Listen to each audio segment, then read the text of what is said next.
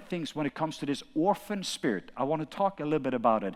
I did not know much about that before in the end of 90s, early 2000. And later on, my friend Jack Frost, I went to visit him, and we sat down for a week talking about it. But it was actually a man named James Jordan who actually came to Shiloh Ministry, ministered to Jack Frost. That's when he had a revelation on this thing with the orphan spirit. The orphan spirit has been around. It's actually the oldest spirit that I find in all of Scripture. And it's very important for us to understand this because it's connected to the chair number 2.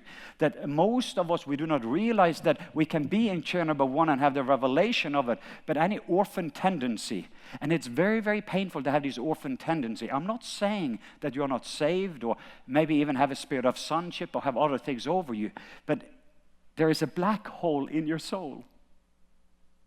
And there's something that sucks things. It comes towards it. And I give you a couple of practical examples from my own life. I didn't know I had this orphan spirit. And the orphan spirit, all I do is I want belonging. I just want to be valued. I just want to be loved. I want to live my life like I have a home. You can have a beautiful house but not have a home. I don't have a place where I feel secure. So you can come to the church, and you're coming to the church, and you're seeing all these different people. Well, nobody greeted me. Nobody said hello to me. Nobody was friendly to me instead of who can I be friendly to?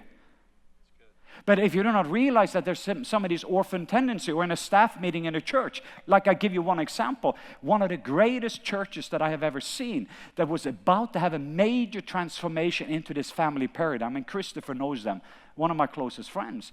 But you had these key leaders that are worldwide leaders that has been around each other, but they had this orphan tendency. They thought it was sonship, but the whole core value system was to the father. And say if you have a father and mother. But when they didn't live up to the expectation of what you expected towards them, you wanted to go for your own dream. So actually, you're saying we're coming in here and we are going to capture your dream and we're going to have a vision for your dream. But before you know it, orphans will have a tendency, they want mom and papa to help me with my dream. That's the motivation. And sons and daughters is here, how can I lift up mom and papa? The byproduct of that, their dream, if that's the school or different ministry, suddenly your dream be lifted up. And sons and daughters comes in and they lift up your dream. And then their dreams comes about. This is the way. The old dream dreams, the young see vision. They grow up, they get dreams, other ones get vision. And then there's provision that follows. It's a pattern of the kingdom.